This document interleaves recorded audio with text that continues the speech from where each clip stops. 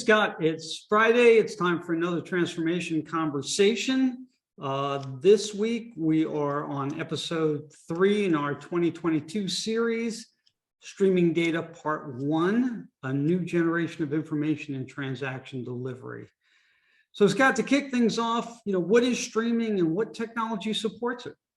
The term streaming is typically used to describe a continuous kind of never-ending stream of information. So there's really no beginning, there's no end, it just continuously happens. It's a constant feed.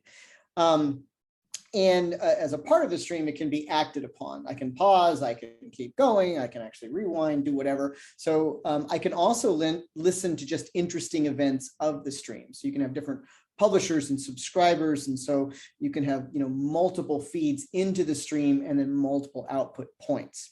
And we'll get into some of that in a little bit. The technologies, some of the more premier technologies you could think of as, like Apache Kafka or Spark. But some of the other ones that are pretty, hanging out in the marketplace today are, MQ, different flavors of MQ series, those types of publish, subscribe things. Those can be described as streaming and supporting technologies too. Oh, awesome. So it sounds fascinating. So how is streaming different than traditional sort of data delivery methods? Yeah, so, batch data processing methods require data to be downloaded, in chunks, if you will, or batches, so that it can be processed or stored or analyzed.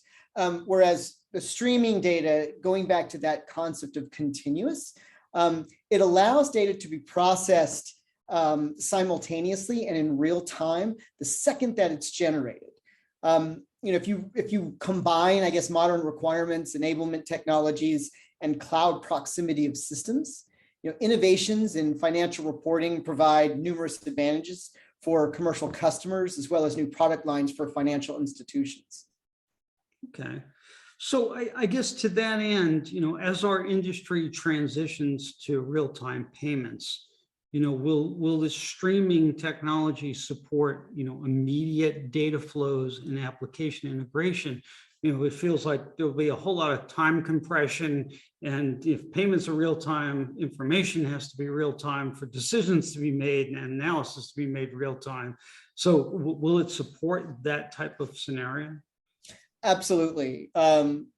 Continuous data supports business and commercial customers' internal transformation initiatives too, right? Mm-hmm. And those things support things like RTP, as well as other services that we can't forget about, like liquidity management, fraud services, anything that needs to kind of have as close to the edge, and that edge being the point of origin, as possible.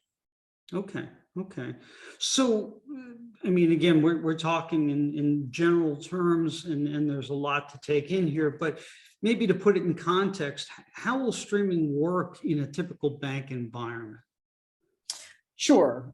So many bank environments already actually have architectural support for streaming data. But one thing to note too is that streaming needs to coexist with legacy-based delivery services. And what I mean by delivery is that financial data, not everybody can support it right now, because there are two ends to a stream. You've got the producer and then you have the consumer.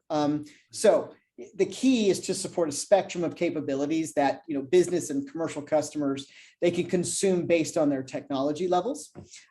Information from multiple sources is made available and can be immediately consumed or distributed based on the customer's configured channel.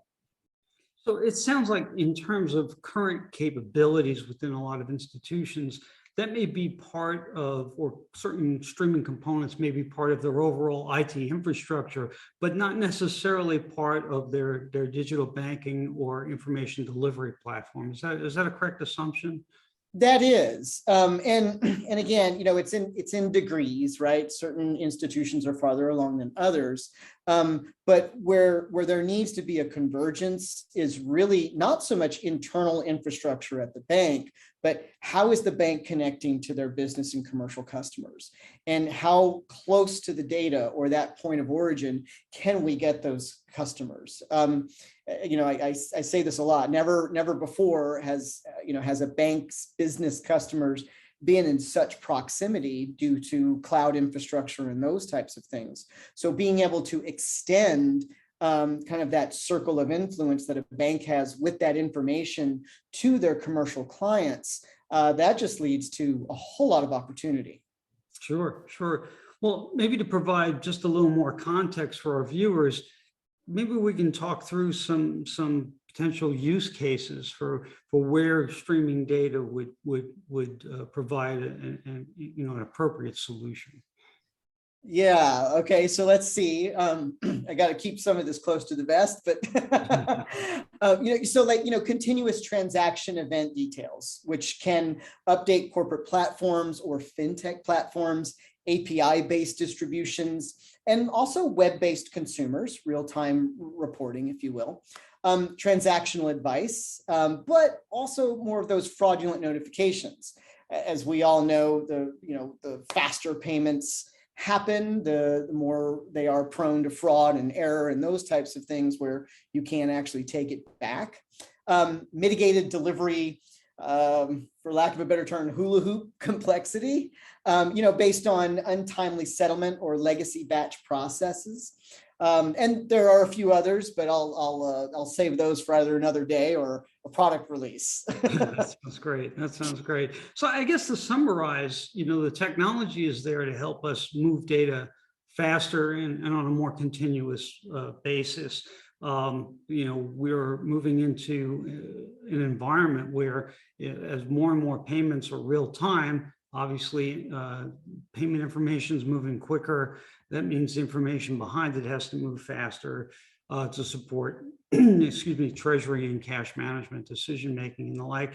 And we're also starting to see, an increase in interest rates, which puts more pressure on cash flow and cash flow management.